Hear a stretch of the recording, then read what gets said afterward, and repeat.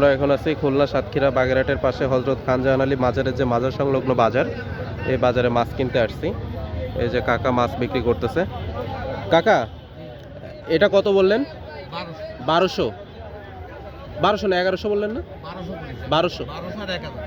ও মা, এটা বললেন 1100, এটা বললেন 900, এটা বললেন 800। ও ও আচ্ছা, 1200 1900। ও না না, তো কাকার এখান থেকে তাহলে তো মনে হচ্ছে মাছ নিতে পারবো না।